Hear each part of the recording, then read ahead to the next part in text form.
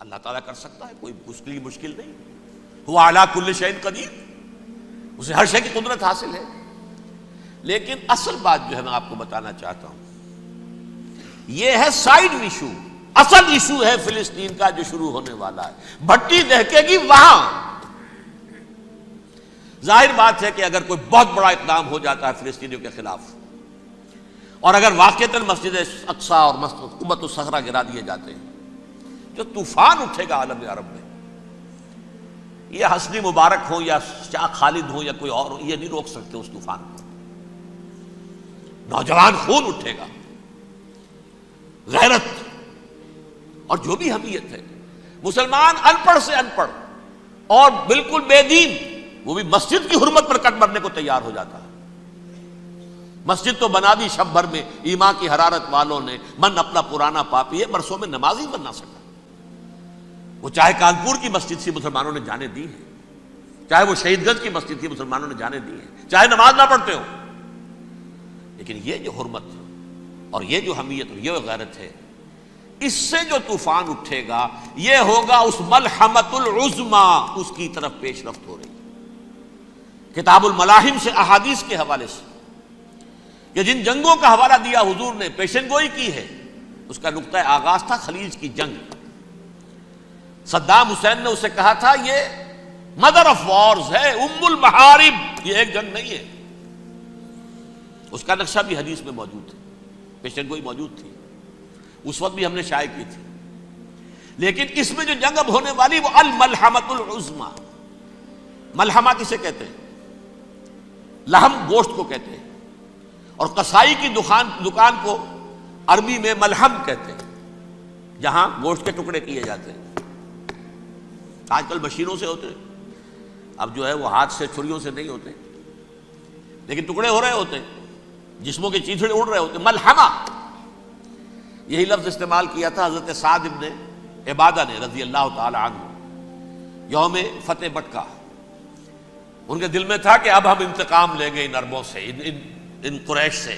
الیوم یوم الملحمہ، الیوم یوم الملحمہ، یہ کہتے ہوئے جا رہے تھے. ایک خاص کیفیت، آج ہے گوشت کے ٹکڑے اڑانے کا دن.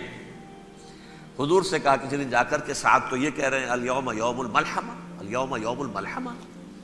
حضور نے فرمایا نہیں، ان سے کہو جا کر الیوم یوم المرحمہ، الیوم یوم المرحمہ، آج رحمت کا دن ہے، آج تو میں ان سب کو معاف کروں گا. لا تثریب علیکم اليوم، میں تم سے وہی بات کہہ رہا ہوں جو میرے بھائی یوسف نے کہی تھی اپنے بھائیوں سے، اذهبوا فانتم الطلقاء، جاؤ تم سب کے سب آزاد. وہ ملحمہ ہے جس کو کہ حضور نے حضرت معاذ بن جبل رضی اللہ تعالیٰ عنہ سے روایت ہے، اس میں سے جو ابو داؤد میں روایت آئی ہے اس میں الملحمۃ العظما، عظما مؤنث ہے اعظم کا. آپ کہتے ہیں جنگ عظیم اول، جنگ عظیم دوم. عظیم کا باپ ہو گیا اعظم، سب سے بڑا، اور اس کا مؤنث ہے سب سے بڑی، عظما. الملحمۃ العظما، سب سے بڑی لڑائی. میرے نزدیک یہ وار کے معنی میں نہیں ہے، بیٹل کے معنی میں. انگریزی میں یہ دو لفظ علیحدہ ہیں، وار، بیٹل. وار سالوں کو محیط ہوتی ہے، بیٹل کسی ایک خاص جگہ پر جو لڑائی ہوتی ہے اس کو کہتے ہیں. حضور کے اور قریش کے درمیان 6 سالہ وار تھی، جنگ تھی. لیکن battles, battle of Uhud, battle of Badr, یہ بیٹلز تھی، لڑائیاں تھیں. تو عظیم ترین جنگ شاید اس اعتبار سے نہ ہو جیسے کہ ورلڈ وار 1 اور ورلڈ وار 2، یعنی اس کی وسعت کا اتنا معاملہ نہیں اور طوالت کا نہیں. لیکن جو لڑائی جو ہے بیٹل ہونی ہے، جس کو کہ یہ لوگ، یا چونکہ میں نے کہا تھا شروع میں کہ سرما ہے میری آنکھ کا خاک حجاز و ہول قدس، نیو ٹیسٹمنٹ کی آخری کتاب ہے the Book of Revelation, Revelation of Saint John. اس میں آرمگڈون کہا گیا ہے اسے. ہر مجدون، یہ عبرانی لفظ ہے، ہر کہتے ہیں اونچی جگہ کو، سطح مرتفع. مجدون میگیڈو، میگیڈو ایک وادی ہے، مرتفع، وادی مرتفع. یہ ہے واقع لبنان، اسرائیل اور شام کے درمیان جو ٹکڑا، جو ٹرائنگل بنتی ہے، یہ ہے، یہاں پر بڑی جنگ لڑی جائے گی. اور یہ جنگ جنگ صلیب ہوگی، جو کہا ہے بش نے، یہ جنگ صلیب. سیکنڈ ملینیم شروع ہوئی تھی تو پہلی صلیبی جنگ ہوئی تھی، 3rd ملینیم شروع ہوا ہے، یہ 2nd صلیبی جنگ ہے، یہ کروسیڈ ہے. اور میں اس مرتبہ امریکہ گیا تھا تو پہلی مرتبہ مجھے وہاں ایک رسالہ ملا ٹرمپٹ نام کا. یہ امریکہ کے جو بہت ایکسٹریمسٹ قسم کے پروٹیسٹنٹس ہیں، یہ ان کا رسالہ ہے، اور ان کے بارے میں اب کہا جا رہا ہے وہ کرسچین زائنسٹ ہیں. آپ شاید پہلی مرتبہ یہ لفظ سن رہے ہو. زائنسٹ تو ہم سمجھتے ہیں یہودیوں کو، کرسچین زائنسٹ وہ ہیں جو ہیں تو عیسائی پروٹیسٹنٹس ہیں، لیکن اسرائیل کے وہ حمایتی یہودیوں سے بڑھ کر ہیں. یہ میری کسی پہلی تقریر میں شاید بہت سے حضرات کو یاد آ جائے، میں نے کہا تھا 4 سال پہلے ہمارا تنظیم اسلامی کا ایک کنونشن ہوا تھا ہیوسٹن میں، امریکہ کا جنوبی علاقے کا شہر ہے. ایک سیشن اس میں ہم نے رکھا تھا انٹرفیتھ، ایک عیسائی کو بلایا تھا، ایک یہودی بہت بڑا وہاں کا عالم ہے اس کو بلایا تھا. اس یہودی عالم نے ڈاکٹر وشوگراڈ، جو وہاں کی یونیورسٹی میں پروفیسر ایمیریٹس ہے، اس نے کہا تھا کہ یہ اسرائیل کو تو سپورٹ کر رہے ہیں عیسائی، ہم تو نہیں کر رہے.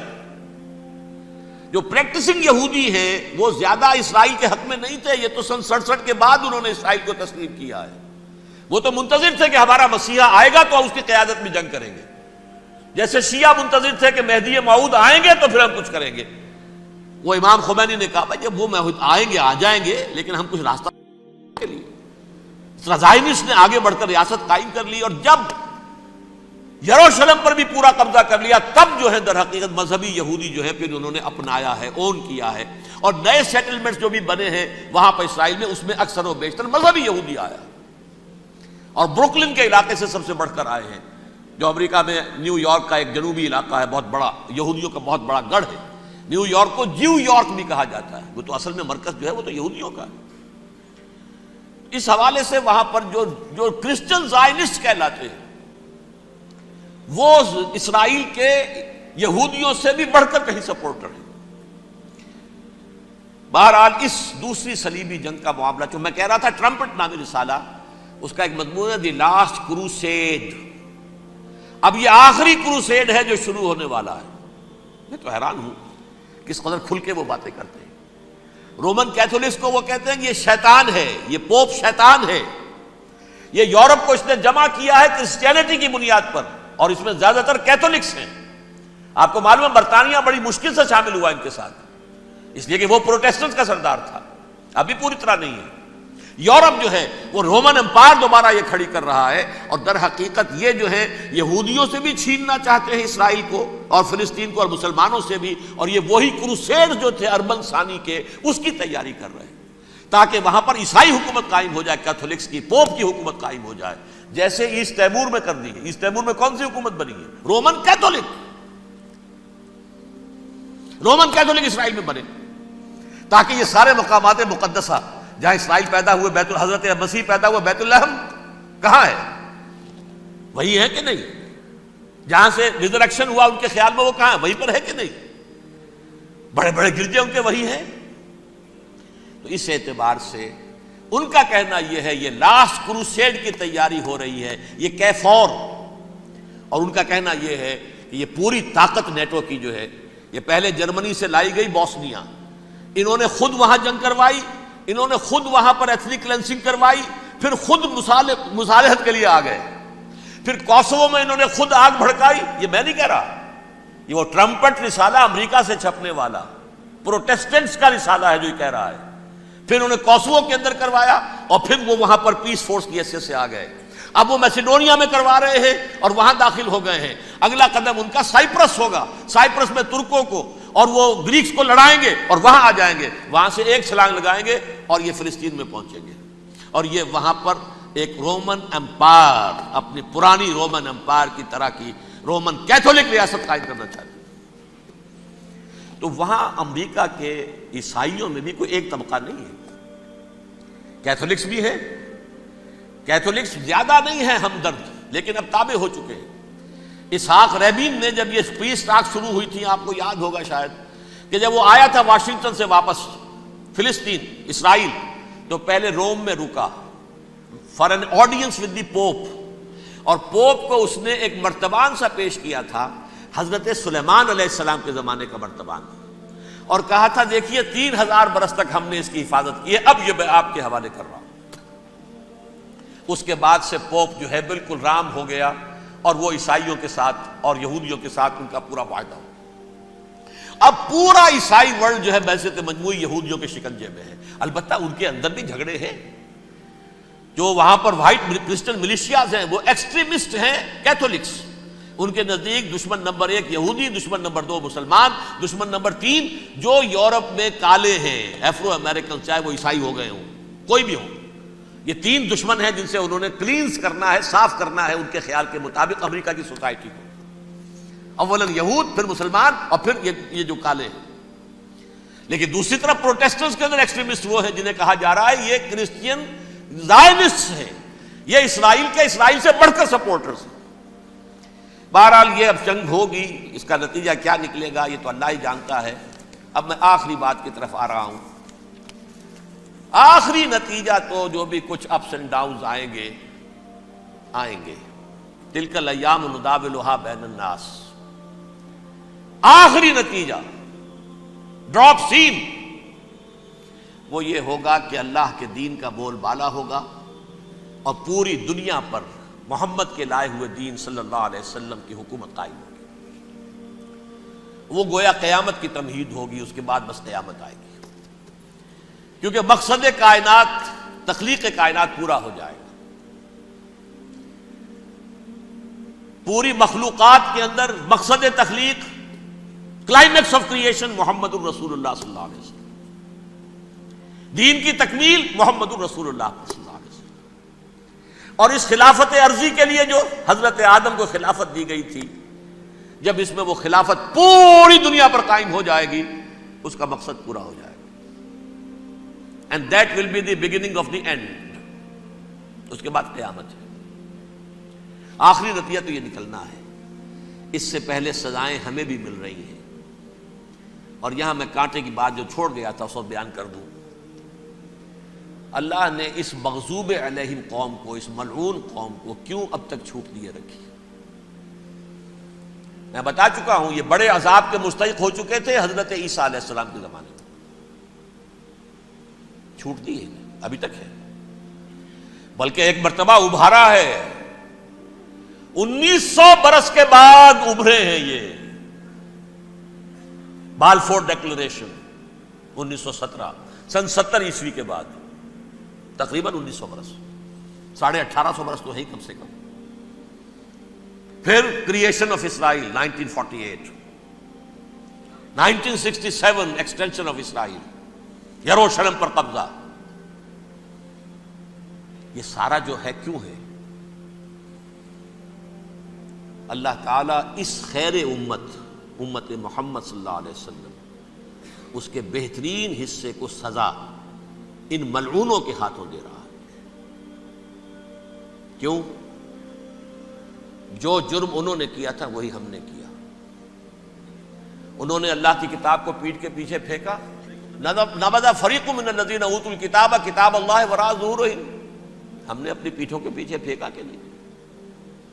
کولونیل رول سے آزاد ہوئے، کہیں اسلامی قانون نافذ کیا، کہیں اسلامی نظام قائم کیا. تو جو جرم ان کا تھا وہی ہمارا ہے. اور ہم خیر امت ہیں، اور ہمارے میں سے خیر ترین عرب ہیں. ان پر اللہ کا فضل، ان کی مادری زبان میں اللہ کی کتاب موجود ہے. پھر انہوں نے اللہ کے دین کو پیٹھ دکھائی. جو ملک آزاد ہوا کولونیل رول سے، یا اس نے قبلہ کر لیا اپنا ماسکو کی طرف یا کر لیا واشنگٹن کی طرف. کسی نے مکے کو قبلہ بنایا. یہ بدترین سزا ہے. ویل للعرب من شر قد اقترب. اور ترمذی شریف میں تو یہاں تک روایت ہے، من اقتراب الساعۃ ہلاک العرب. قیامت کے قرب کی ایک نشانی یہ بھی ہوگی کہ عرب ہلاک ہو جائے. ایک حدیث میں الفاظ آتے ہیں کہ حضور نے جب کہا یہ ہوگا یہ ہوگا یہ ہوگا، یہ بربادی آئے گی، تو کسی زوجہ محترمہ نام میں بھول رہا ہوں، انہوں نے پوچھا کہ عرب اس دن کہاں ہوں گے؟ فرمایا العرب یومئذ قلیل، بہت کم. آخری خاتمہ ہونا ہے یہود کا حضرت مسیح علیہ السلام کے ہاتھوں. وہ عذاب جو 2000 برس تک ان سے ٹلا رہا وہ آئے گا، اور ان کے رسول ہی کے ہاتھوں آئے گا. لیکن اس سے پہلے مسلمانوں پر یہ عذاب آ رہا ہے، ہولوکاسٹ کے درجے کا عذاب آ رہا ہے. البتہ ہم پاکستانی اس میں یوں سمجھ لیجئے کہ وہ تو خبریں موجود ہیں احادیث میں، وہاں تو جو ہونا ہے ہونا ہے. اتنے انسان مریں گے، اتنے انسان مریں گے کہ ایک پرندہ جو ہے اڑتا چلا جائے گا، وہ نہیں چاہے گا کہ نیچے اترے تو کسی لاش پر اترے، اسے جگہ نہیں ملے گی زمین خالی کر کہیں اتر سکے، تھک ہار کر گرے گا، مرے گا تو بھی لاش کے اوپر گرے گا. یہ الفاظ ہیں حضور کے صلی اللہ علیہ وسلم. الملحمۃ العظمی الملحمۃ الکبریٰ. یہ لاسٹ کروسیڈ ٹرمپٹ اخبار نے، میں اس کا فوٹو اسٹیٹ بھی کبھی آپ کو دکھا دوں، ویسے میرے ساتھ ہے وہ رسالہ ٹرمپٹ. دی لاسٹ کروسیڈ اس کی تیاری ہو رہی ہے. وہ الملحمۃ العظمی اور ملحمۃ الکبریٰ جو ہے وہ آنے والی ہے. ابن ماجہ میں کبریٰ کہا ہے، اکبر کا مؤنث کبریٰ. ملحمہ کبریٰ سب سے بڑی جنگ، اور ملحمہ عظمی سب سے عظیم جنگ. یہ ہوگی اور بہت جلد.